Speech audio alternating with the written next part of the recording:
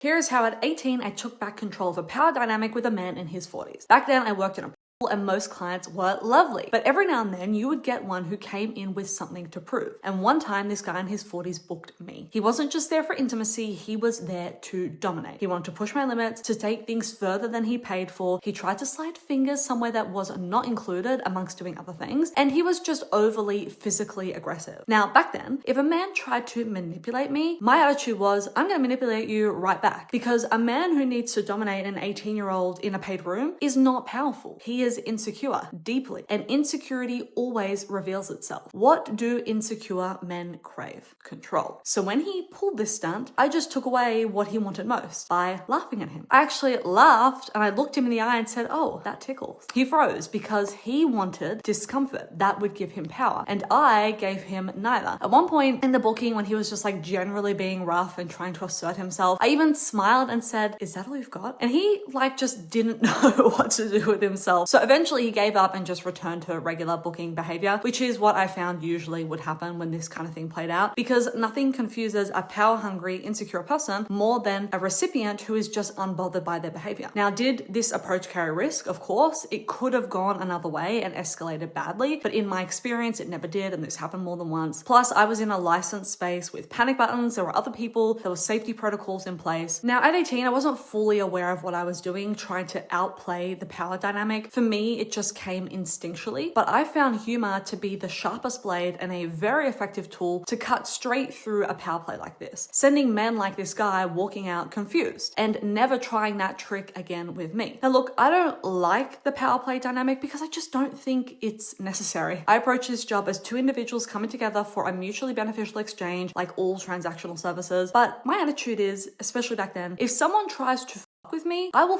them right back where it hurts and I'll do it better. It's a side of myself that I don't like to call on often, but I will do when it's necessary. And for clients like these, they need to be hit where it hurts most. They're fragile little egos. Now, sure, I have compassion for the fact that this behavior is likely the result of pain and trauma experienced in childhood, and that's really sad, but like, get your together. I do not have compassion for the adult person who has not healed this behavior and becomes scum of the earth who tries to take advantage of 18-year-olds.